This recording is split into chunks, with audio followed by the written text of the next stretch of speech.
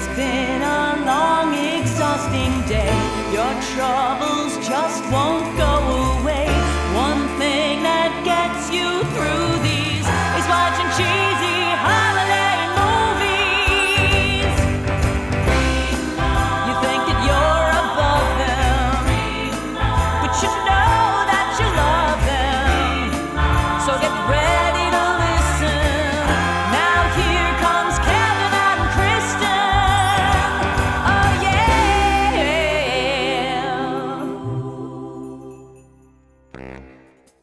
Oh boy, we are back with another episode of Remark. Now, I am Kristin Finger, and as always, the other host with the most, Kevin Regan. Hey, Kristin. Hi, Kevin. How are you? It's been so long since I've seen you. I don't see you ever. So this week, Kristin and I and others watched a timeless tale of Christmas called A Timeless Christmas. I'm going to explain it very quickly and then we will get into it. So we start in Cutter Springs, New York in 1903 at an auction in which Charles Whitley acquires a broken Christmas clock. You're going to explain the entire plot. No, you went back I'm so totally far. not. I wanted to hit some broad strokes, that's all. He gets the clock for his fiancée, Eliza Parker.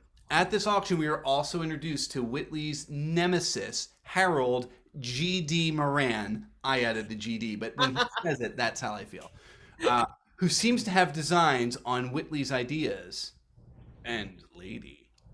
Ooh. There's more. Can you believe it? Can you believe it? I know. Once Whitley is back at his palatial estate in Cutter Springs, we are introduced to his staff, which includes his very forward maid, Rosie. Whitley fixes the clock, drinks the sherry Rosie has provided him, and then proceeds to quantum leap to the year 2020, where he finds his estate has been turned into a museum. Oh boy. We immediately meet Megan Time Turner, who runs the museum, wrote her PhD on all things Whitley, is up for a professorship at the university, has recently broke up with her boyfriend, and is the great-great-great-granddaughter, that might have been one too many greats. Nope.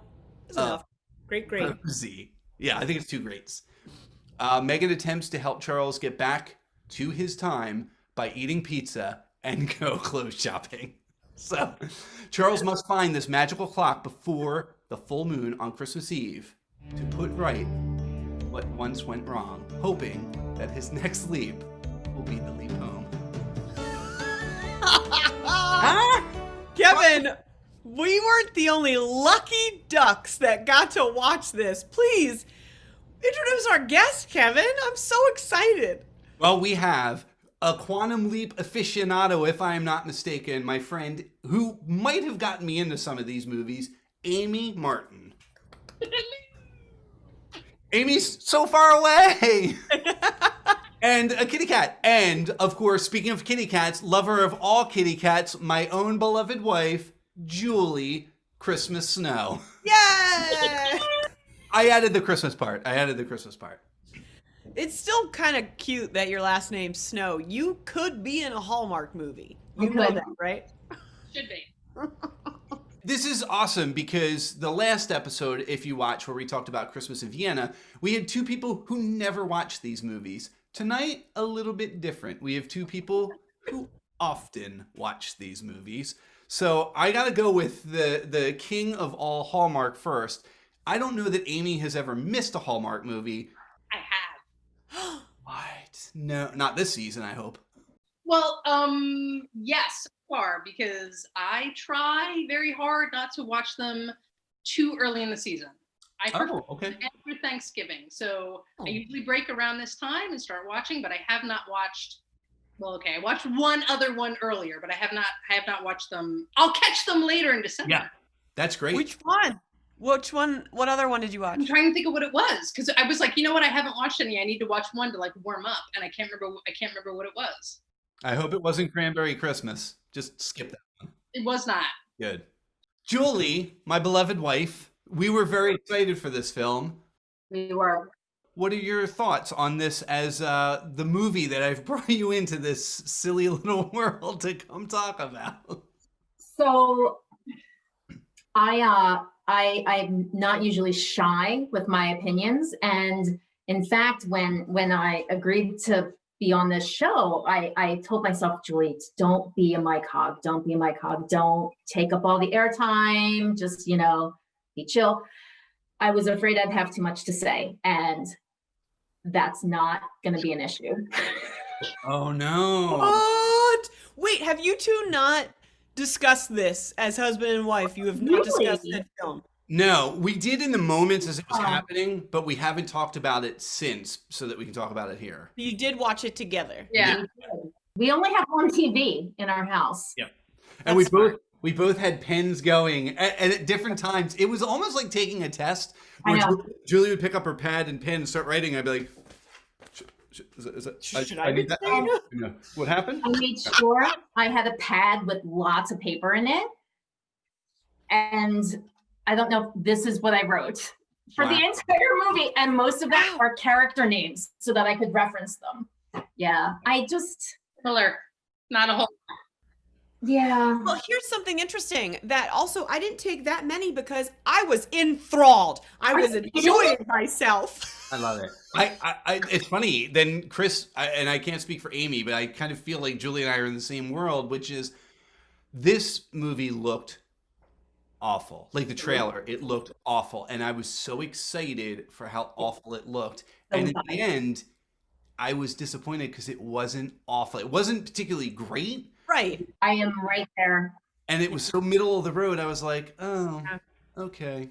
All right. If I may reference a friend of mine, a friend of Remark's as well, Sarah Blask, one of our guests from last week, recently texted me about this film.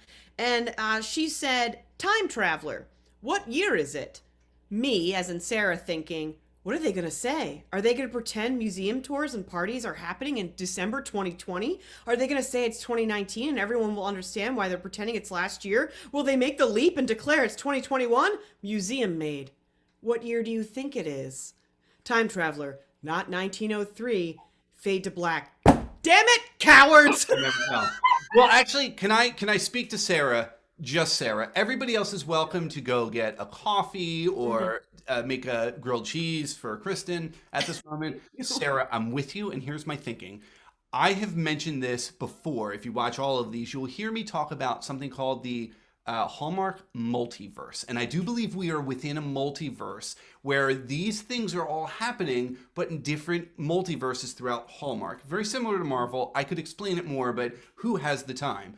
I have Amy has the time. Yeah, Amy, we'll talk, Amy. Julie knows this because I paused the movie, and this might have also hurt Julie's enjoyment of the film, and I apologize for that. But I was obsessed with this because this is concrete, easy to look up information. There was no full moon on the December 18th, 1903. There was on December 4th in 1903, but not 18th. And there is not going to be a full moon again, which you need to go back to leap back. Gushy can only set up those quadrants at the perfect timing, and it's got to be Christmas Eve. Here's the problem. If it's this universe, it's got to be 2026. It's in the future. Well, it's for him. It's all the future. It's all the future. I don't think it's possible, and so I did not do my homework because I just made assumptions and declarative statements, but I don't think it's possible to have a second full moon so early in December. I don't think it can happen on the 4th because it was not just a full moon, it was a Christmas full moon, which they talked about as being the second. Which is no such thing. It is called a cold moon. The Native American name is a cold moon for a December full moon. I guess maybe they do call it a Christmas moon. Nobody does. Hallmark does. They call it a Christmas moon for the blue moon, correct. But I think you're right. I think mathematically... couldn't happen. Right. Yeah. This is the difference between, I think, me watching this movie and the three of you watching this movie. I don't give a hoot. It's time travel. It's not going to make sense to me anyway. There's already a suspension of disbelief. Oh, yeah. I'm already like, it's time travel. I'm in. Like, I don't care. Back to the Future 3, I'm in. Like, I didn't even care. Yeah. So Amy, as someone that watches tons of these, how did this fall on your scale of them? Like, not comparatively, but like, were you like, yeah, this about right? Yeah, I kind of in the middle. I agree with what Kevin said earlier, where I thought it was going to be worse than it was, and it came out just about Midland, where I thought the female lead was very likable. Yeah. And I had seen Ryan Pavey before in Unleashing Mr. Darcy. So I thought, oh, they went to their stable of actors and went with the regal Mr. Darcy. Yep. And he was very calm and was never affected by anything that happened, even though he was 100 years in the future, but very likable as well. And I thought it just kind of fell right in the middle. Agreed. Looked pretty, like they did great on the costumes. The house was great. I know I wanted Megan's shoes. When she was dressed as Rosie's shoes. Those are so cute. I should have done it, but did anyone else count how many times they said time in this movie? I counted. Time will tell, time will tell. That was 4 times total. Yeah. Times have changed was 3 times total. So when I saw that up. Unfortunately, you only got one what the deuce. So, you know. Kevin, you mentioned earlier that they got to go shopping. Yeah. Now, this was a missed opportunity for me. We didn't see a goddamn shopping montage, and that would have been like play one of Gwen Stefani's upbeat Christmas songs. Absolutely. A shopping montage from this guy that doesn't know how to wear dungarees or whatever he called his jeans. Yeah. Missed opportunity. But honestly, could really wear anything. And we'd be interested in seeing that. Yeah. Yes. Just keep them coming. Keep them coming. Right. And Juliet even mentioned, this is the nice part about being in the room with the person. He comes down, skipping way to the end to the Christmas Eve ball or what have you, the dance. A lot of dances in Hallmark this year too, by the way. Way more than normal. And we're like not even a third of the way through. A lot of dances. And he comes down and he's wearing a tuxedo. And it was Charles Whitley's tuxedo that Charles Garland is wearing. And Julie even said, and I wasn't thinking it like that. Julie goes, that would be dust. Like, that's his suit? I mean, Julie, you should be saying this, not me. Well, I mean, maybe it was preserved and he broke it out of its glass case or something, but the whole I feel like this, I haven't worn this in 100 years. Yeah. It looks like it was made for you. Because it was. But no, that wouldn't be a thing.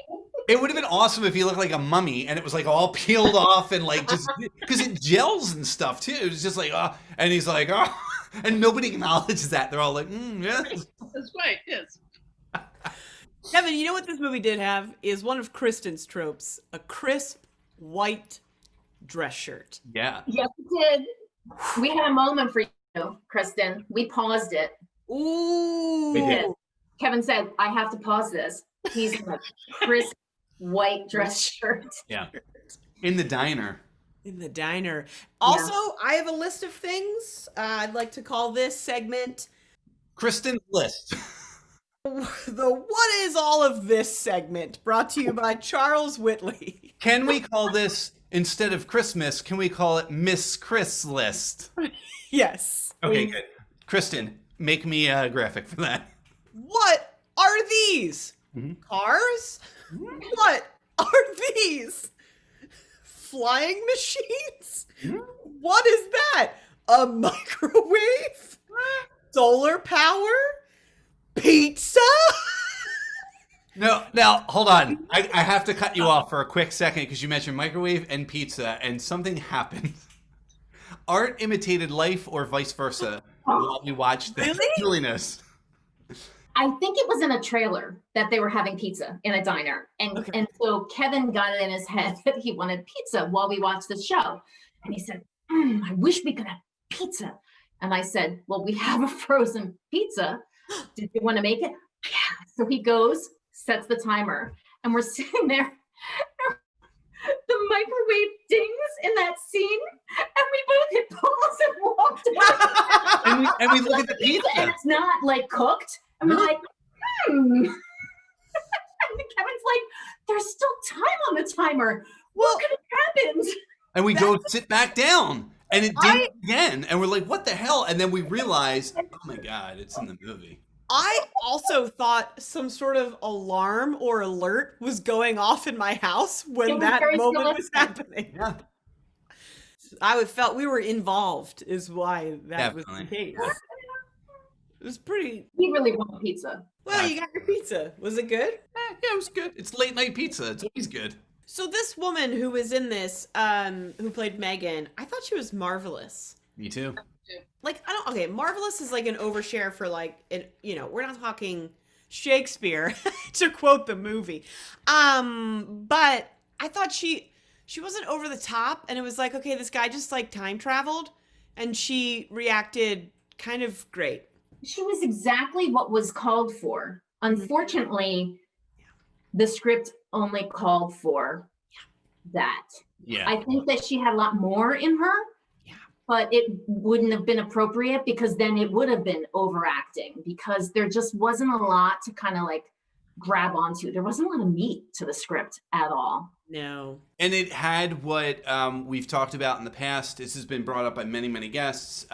It's like plot soup is really what we can call it, because they have these plot points that just, there's no significance other than it might reveal a moment. And we can talk about it with Megan Turner, where she's going for a professorship, or she's going for a job at the university. And I was like, why? Like, where's the weight? Right. Where's the need for that? And like talking to her parents, and there's no weight there either. Her parents are like, we want you to be happy, when she doesn't take it. And it's like, this is like not, there's, it's that plot soup that Hallmark will do where it's like, we need a lot of things going on. It's like, you really don't. If you concentrate on the plot you have, you could have done a lot more, and they didn't. And again, I agree with Julie 100%. This is very middle of the road for me, where I will never seek this one out. I probably also would not turn this one off, because it was like, it's not offensive, it's not terrible, but it's not even that movie where it's like, oh, this is so bad, I gotta watch this movie. No,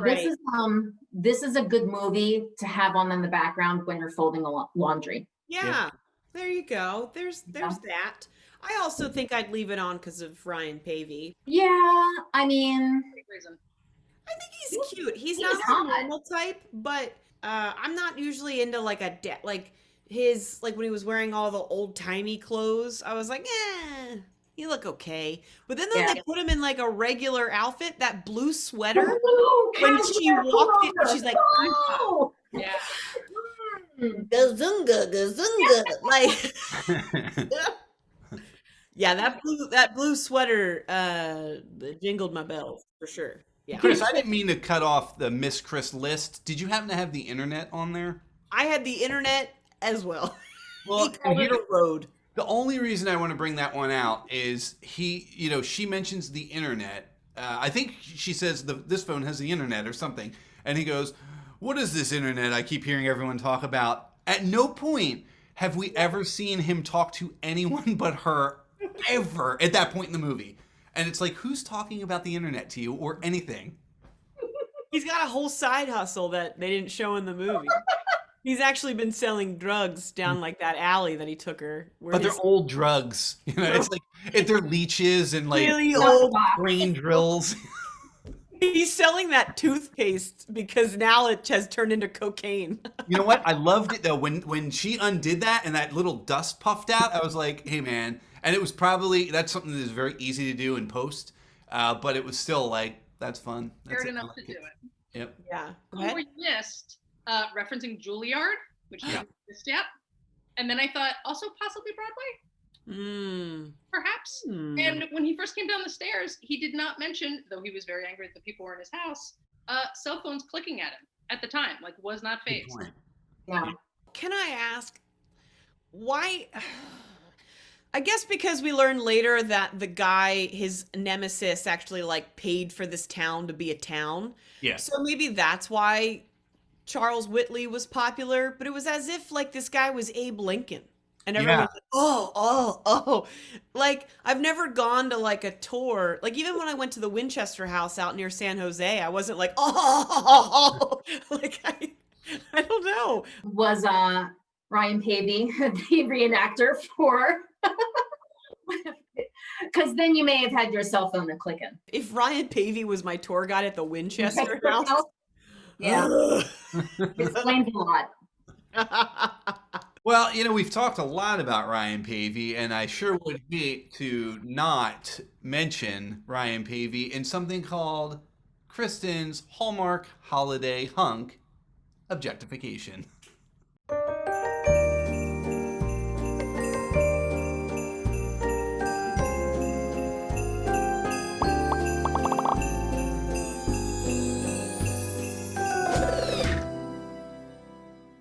Thank you so much, Kevin. I'm very excited to objectify Ryan Pavey. I feel as though this is his wheelhouse, is just being objectified.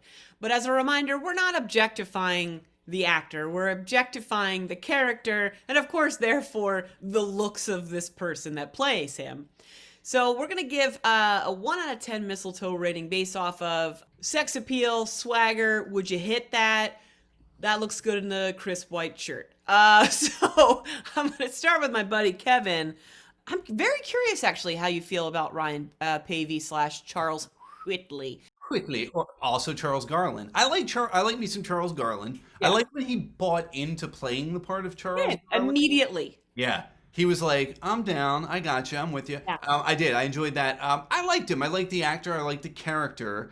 I felt like he didn't have a lot of emotional range, and maybe that is appropriate for the time. He did dine with H.G. Wells, so there's that. He has fine friends and such. I'm gonna give him. It's also going to be a little middling, where it's higher than the middle of the road, but I'm going to give him a 7. My arm could be twisted to an 8, but I'm going to stay with a 7. No, you don't need to be twisted. If you're a solid 7 on that, that's fine. Fine, I'm an 8. There you go. Amy, I'm going to go to you. What do you think? 1 out of 10 mistletoe for Charles Whitley / Garland. I'm going to go a little bit higher than Kevin. I'm going to go like 8.5, leaning towards 9. Because went well with her family, pretty chill, pretty unfazed by just about anything they possibly threw at him. People are in his house. Yeah. Didn't know his kitchen had been modernized. Like, he was fine with going into shopping at menswear. That was the name of the store. Menswear. And then he got to partake in the traditional town lighting of the Christmas tree in the town square. And he, in the span of what I imagine to be 4 days, went from not thinking love was worth anything, not thinking Christmas was worth anything, to wanting both of those things in his life. Yeah. And impressing her parents. So and that speech he gave at the ball. Like, Come on. he didn't like people, never attended a Christmas party in his life, from what I understand. And then he took the stage and said all of the beautiful things that made all of the women want to swoon. So a 9. A 9. Nice. A 9. I love it. Julie? Look Wow.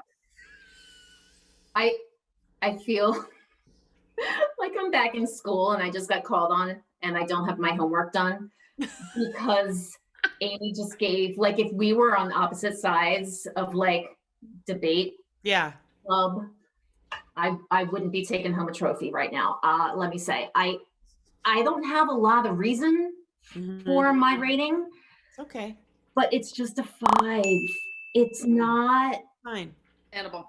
There's nothing that made he's just the character. I mean, Ryan Pavey, please. Yeah.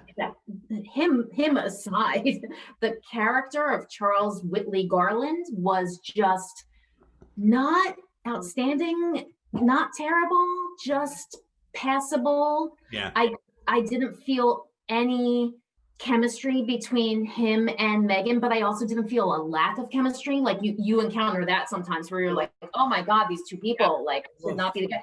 There wasn't that. It was just like, really? This is your great love that you're gonna stay 100 and X years into the future for? Like, and why? Like, I didn't feel it.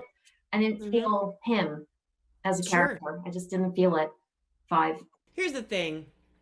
I didn't love his character, but what I did love, and here's my objectification, is that blue sweater. You know what? Can I change my rating too in Kristin style? 5.5. I'm giving them that half a point for the... When the costume department knows what they're working with, you give them the 0.5. Yes. Which is great. Are we rating the sweater or the man? Because either is fine, The man in the sweater. The man, yeah, they're intrinsically connected. Amy, never rate a man in a Christmas sweater. That's next season's. Another thing I liked about him is he liked when she talked sassy to him. Yeah.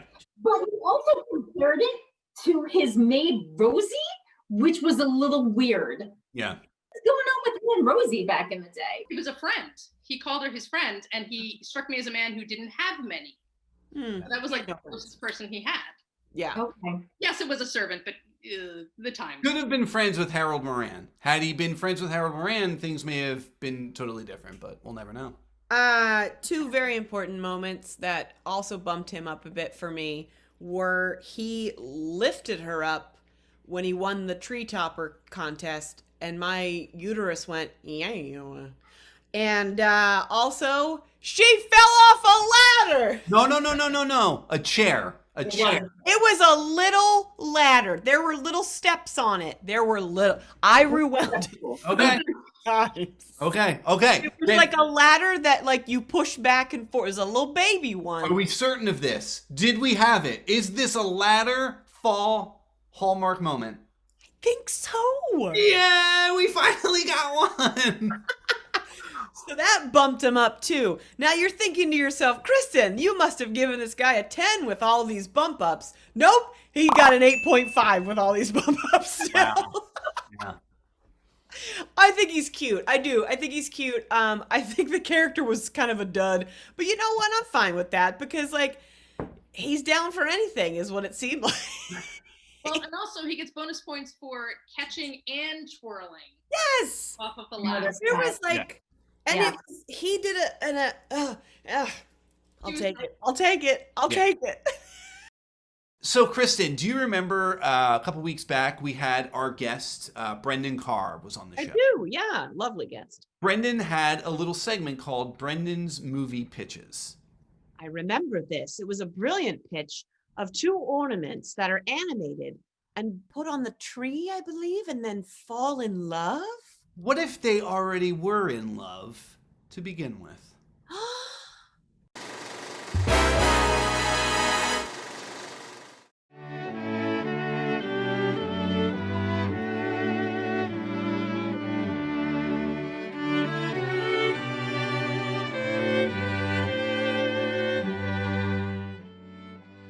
Goldie?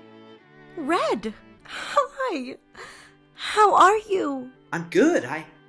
I can't believe it. I haven't seen you in Years.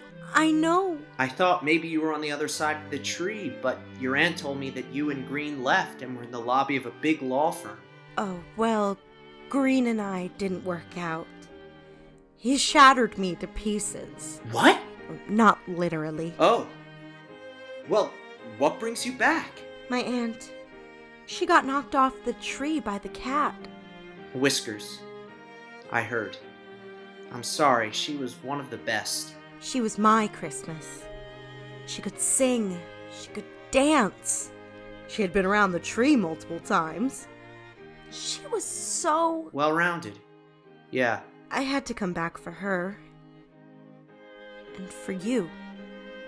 After all, I miss hanging around with you. I missed you too, Goldie. Are you blushing, Red? Who can tell? Oh no, here comes that cat! Yeah, this wasn't the only movie we got to watch this weekend. There's also that whole movie and mystery station that Hallmark has for us, but we have our sleuths on the case since it's on the Mystery Channel, Shannon and Aubrie in Winter Wonder Whodunit.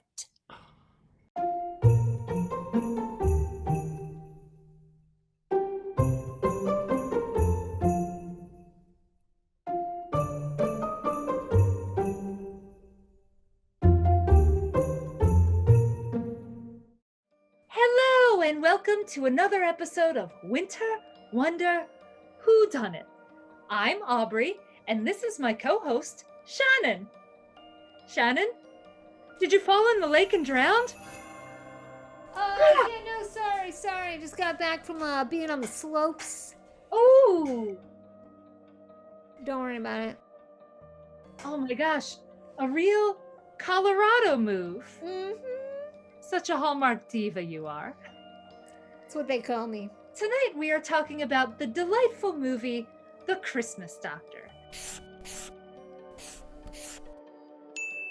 The Christmas Doctor is about a former military doctor, Zoe Garner, who now is an on-call doctor who never stays in one town for too long. She gets a call to go to a small town. I don't know the name of that town, do you? Woodland Hills.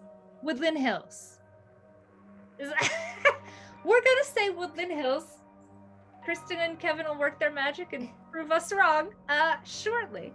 For 14 days, right? To be a doctor for 14 days while Dr. Ray, the main doctor, is getting a surgery. Just a minor surgery. I mean, he's getting a rotator cuff replacement. I think that takes a longer recovery than 14 days, but I'm not a doctor, nor have I played one on TV.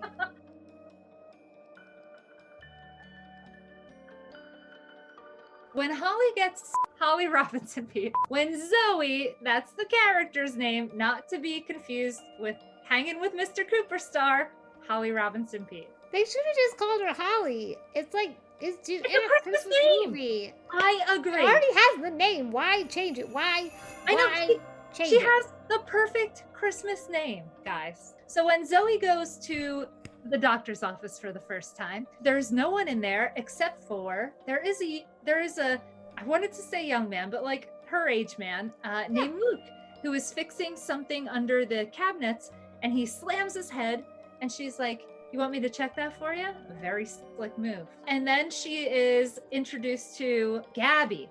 Gabby is like the receptionist, like she knows everything, she knows everyone. She was like clued in. Gabby's very, very knowledgeable. Also, one could say a little creepy. The movie moves right along, and Zoe and Luke have a connection right away. Honestly, this is the one movie I can tell you there was actually chemistry between them. Yes. And it was palpable, and I liked it.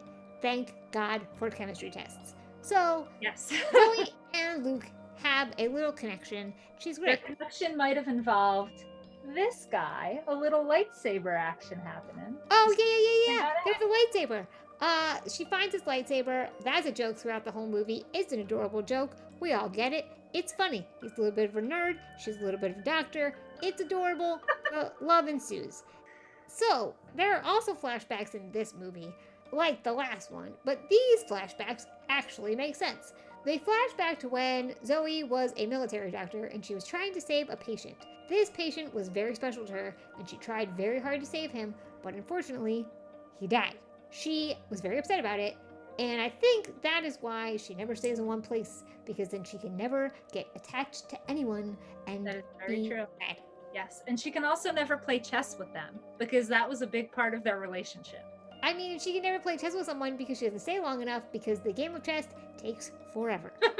Now Zoe has this proposition from Dr. Ray. They also do a little bird watching. He buys her a very nice gift, and she feels like the people in this town really care about her. And I think she's right, you know? I think I agree with her. They genuinely seem pretty cool. I mean, Luke literally let her stay in his dead mom's house because, of course. Obviously, it was adorable. They were clearly in love, and they wanted to watch the meteor shower together. He got her a beautiful Christmas globe, and towards the end of the movie, she did the thing that these leads always do. She got worried, and she went back home. She didn't stay there, but she had this Christmas globe, and on New Year's Day, she didn't really have plans, and her sister's like, "Come over," and she looked at this globe, and she drove all the way back to Mount Ivy or whatever. Woodland Hills. What? Yeah, Holiday Hills.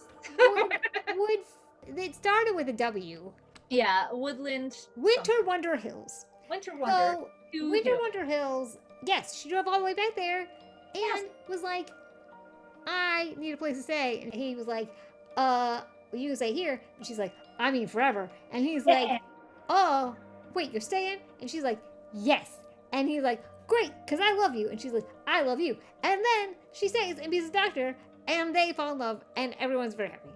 It was such a delightful movie. This one is my number one so far. The characters were so charming, all of them, even Dr. Ray, even Dr. Ray's slideshow at the end. I love their little nod to essential workers. That's Right great. at that town, that like big celebration to honor him. Oh, so great. Oh, we forgot the actual mystery of the movie. The guy who she couldn't save in the military was his son. Dun dun dun! We did real it! mystery. We did it! It was amazing. 10 out of 10 would recommend this one. I can only say that about this movie so far. This one is it. Now, for our favorite segment, what was the mystery? Well, I mean, there was one obvious mystery. Who is this child that died? What other And that's mysteries? all. And that's great. But Yeah. there has to be more than one because that is our segment. And it won't work if there aren't. So, I Agreed. think that the mystery was how many people enjoy bird watching that much. That is a very good mystery. I wouldn't disagree with you. I think the mystery is why did everyone go to the same college, and why was their college cheer always done in full every time they saw each other and met each other? And that cheer was, go, go, Vanderton. Won't stop till the work is done. Won't stop till we're number one. Go, Vanderton. Why? Can Hallmark not afford to use real names of colleges? Like, was that supposed to be Vanderbilt? But they Yeah. couldn't afford it. In the last movie, they went to some random college that didn't have a real DeVido. name. Although, the one guy did say Boston College, and I'm wondering if they made a mistake, and they were like, oh, we'll just call it Boston College. That's not a real school. It is! All right, so our next segment will be called Better Names for Luke's Tech Company. It was called Futura Next in the movie. All right, That makes Shannon. no sense. Yeah, it's not even a good, it doesn't roll off the tongue. It's like long and clunky. Futura Next. It doesn't Should have mean been anything. something Christmassy. I would call it Tinsel Tech.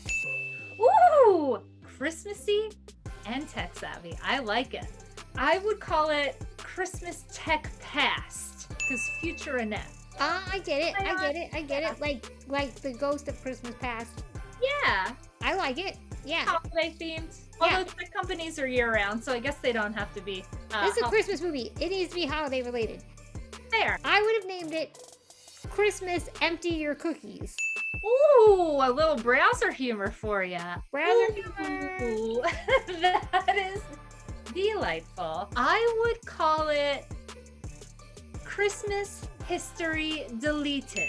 Oh, more browser history. Inspired by yours, yeah. Also, deleting your browser history during Christmas is something you probably should do. Yeah, if Santa sees something he doesn't like, you're not getting presents. Santa Also, sees when you're a something- single male, that's something that you should do. I would call it Not a Creature Was Stirring, Not Even a Mouse. Oh, Although that's way clunkier than Future Next, so if I no, you gotta end it on that. That's it. Mousetrap. So Okay. we genuinely liked this movie and would like to be in it. We now bring you our favorite segment, Audition, where we audition to be in the movie. So Aubrie, why don't you start us off? Who would you like to be in this movie? You know, this may be a bold move, but I'd like to play Zoe after Dr. Ray tells her how small of a town it is. Yeah, she has a skin thing. Ooh, a rash on aisle 3. Nailed it. I would like to be the hypochondriac that comes in because I feel as though authentically casting that role is important. Oh, what's wrong today? My cat scratched me. Can we see under that band-aid you put on your cat scratch? Oh, it's just a cat scratch. Just throw some Neosporin on there. Can I get a second opinion? Oh yeah, what she said is perfect. Thanks, Dr. Ray. I feel so much better now. You got the role. All right, and that was another wonderful, actually the most wonderful episode based on the movie choice because, A Christmas Doctor. We said it before, we'll say it again. 10/10 would recommend. Until next time, Winter Wonder Whodunit out. Oh man, Chris, I loved The Christmas Doctor. It was way better than I expected it to be. It was the end of a Sunday night. I was like melting into my couch. I was washing away the hatred I had for Meet Me at Christmas, and I figured, whatever, and I loved it. So we'll talk more about that when we list our rankings. But there was a gentleman, if I'm not mistaken, in The Christmas Doctor. Adrian Holmes played Luke. And so we like to rate these fellers. We like to objectify them as best as possible. So Kevin, 1 out of 10 mistletoes, what do you rate Luke? All right, so there's nothing about this movie I didn't love. I loved Luke as a father. There was no dead mom alert in this one. However, Right.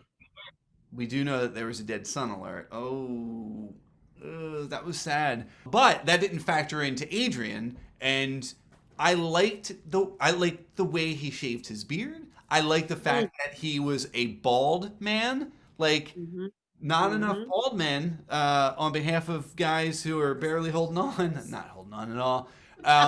So I really, really appreciated that. But he was such a good father. He was a fun landlord. He was always funny. He was never prickly. It was never like dig out of this deep well because here's this beehole. I loved him. I'm actually going to hit him up with a 9. Yeah, baby. I also loved him. It's I great. thought he was a really just genuine character. And there was never like a misunderstanding. Like he didn't ever just get like mad. He No. got like sad that she might not be there, Yep. but not mad. Yep. And I thought he was charming in the aspect that like, he was like, I'm more of a tech guy. Even though he's down there and, fixing the plumbing, he fully admitted, this isn't my strength. Yeah. And I love that. Again, yes, thank you so much for mentioning his beard. Gorgeous. Yeah.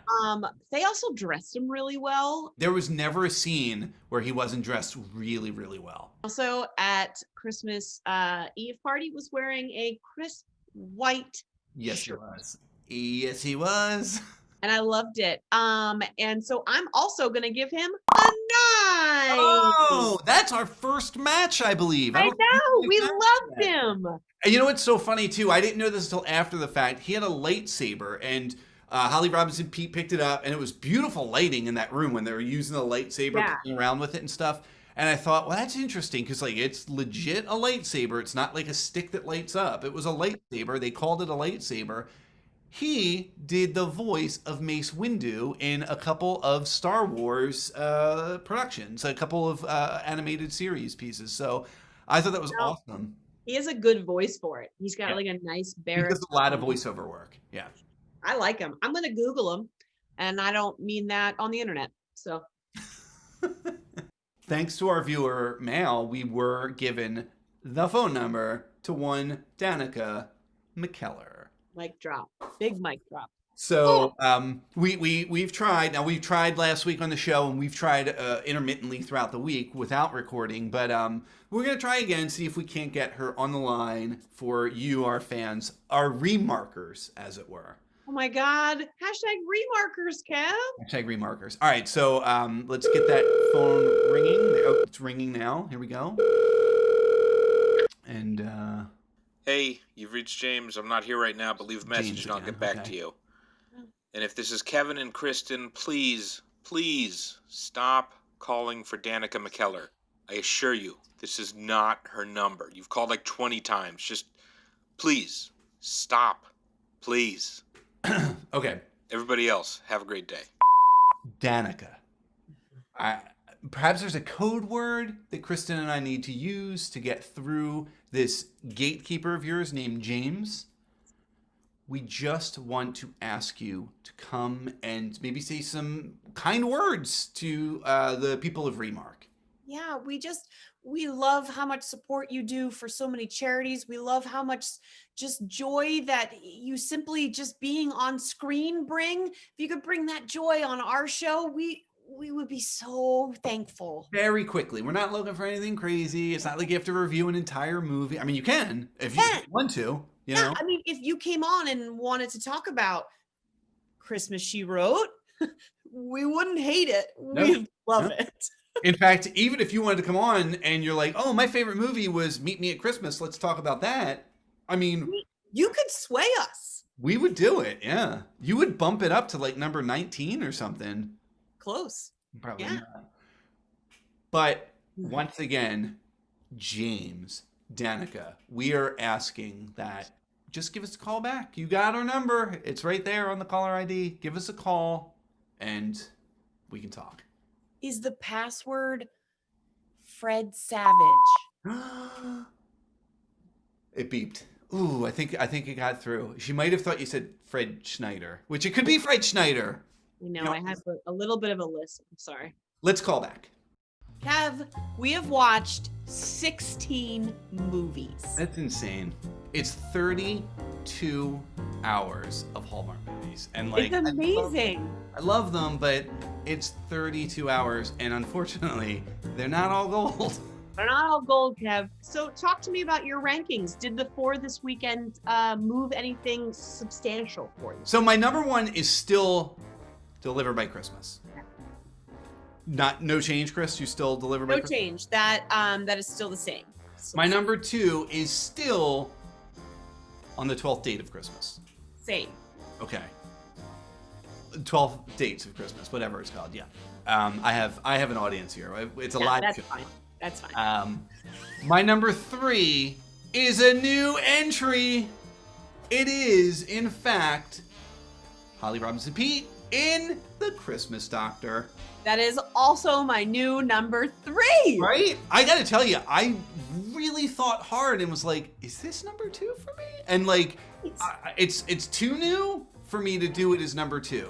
And but I loved it. I love like those 3 movies at my top 3. Yeah. They were fantastic. I'm gonna watch them, and I have watched 12th Date of Christmas and Delivered by Christmas like at least 4 times each at this point. Oh my God. Where do you have the time? Because I'm working from home, Kevin. Yeah, And I get it. I get it. So then, not that they're middle of the pack, because I really like, I still have Christmas with the Darlings. Or I'm sorry, I still have Christmas Ring as my number 4. Yeah, same. Yeah. Yeah, yours goes Darlings Ring, mine goes Ring Darling, so that didn't change. Yeah. Then I have the Christmas Bow. Even though I took a lot of grief from you, I'm sticking with it. Whatever. I don't hate it. It's just like it doesn't belong there. Are you still Never Kiss a Man? Yes. In a Christmas sweater? Yes. Then I still am Christmas Tree Lane, the wonderful Alicia Witt and Andrew Walker. I am still Holly and Ivy. And then... Well, really? Go ahead. A Timeless Christmas. Me too. That's so funny. Me too. Even though I didn't trash it and I did not like it, but this is where my movies start to get kind of middle ground. Yeah. And again, I found her to be very enjoyable, and he was fine. It was just I wanted a train wreck and I didn't get it, but it was okay. It was enjoyable. I liked it. I'm gonna watch it. I'm definitely gonna watch it again because it might be more insane the second time. Yeah. And I'm kind of hoping for that. Like, I'm kind of hoping, like, what? Yeah. Like, things maybe I didn't pick up on. Are you still One Royal Christmas? I think so. Okay. I think so. And then Jingle Bell Bride, right? Okay. I didn't move there either. I'm Never Kiss a Man in a Christmas Sweater. And I liked One Royal Christmas an awful lot. I think it was the visuals, and there were parts that I really enjoyed. I put Christmas in Vienna in the next spot there, and then that dropped down One Royal Christmas for me. I still liked Christmas Tree Lane better than Christmas in Vienna, even though I loved this scenery. But God, he was a dud. He bothered me. So I put that after. Actually, I put that after A Christmas Bow, to be honest. Okay. Yeah, because I liked those people better. Okay, hold on, wait for it, because I have a change. And I said I might do this last week when I said I don't cave to peer pressure, but I've really thought a lot about it. I'm actually going to bump Jingle Bell Bride up. We're re-bracketing. It's going to pop up And I'm going to also bring Holly and Ivy up, but Jingle Bell Bride's going to jump above Holly and Ivy even, and Chateau Christmas is going to fall down a little bit because the more I think about it, the less I really care about it. I don't feel it's incredibly rewatchable for me. I might, if it's on in the background, wrap presents or something to it, but I honestly forgot that it happened. yeah, it's kind of that. And this kind of brings us to the dregs of the list. So, I'm gonna leave Chateau Christmas, and then I can't decide, Kevin. Yeah, I can what? decide. You think about it, because I am Meet Me at Christmas, and then I'm Cranberry Christmas. Cranberry Christmas is still just terrible. It's just a terrible movie. Oh my God. I think this is so hard because I hate him. Do you so have a new, no, I mean, you ranked him as 0. much. You have a new low. I think Meet Me at Christmas is last. Wow. Good. That's what you get. That's what you get, Hallmark. Well, there it is. Those are our rankings. Yeah. Do We you are agree? now- You can Gmail us and let us know what your ranking is. Or if you're like, how dare you put Meet Me at Christmas last, Kristin? You're a heathen. Then you Gmail us, send us an email at remarktheshow at gmail.com and stop watching the show. Please stop watching the show. Kristin loves pointing out inconsistencies in Hallmark films, and there was one huge one, and I said it, and then Julie was even like, maybe not, and we watched, and it was at the Christmas party, they have a band on stage. Did anyone else notice the music was driven by a piano? It was almost all piano. There was not a piano, not a guitar, not a keyboard, nothing. And it was like, and there was a moment where there was a gentleman next to the tree and he was low enough, it looked like he was sitting playing, and then they did a wider shot, and he's just standing there with some champagne like, and no This isn't an inconsistency, but that's what Hallmark considers good acting. To have that sweet couple get cast in like a summer stock production. They're terrible. Yeah. They were awful. The moment they walked out, like in the first reenactment moment we got to see, I was like, oh God. Those are awful moments that are tough to live up to. It's the exact same thing anytime a speech is being written, whether it's wedding vows and like someone looks over them for you and let me do some annotations and fix this up, or it's like the king has to give this speech to his people. That speech, the best way to do it is never actually show it and do like a montage through it.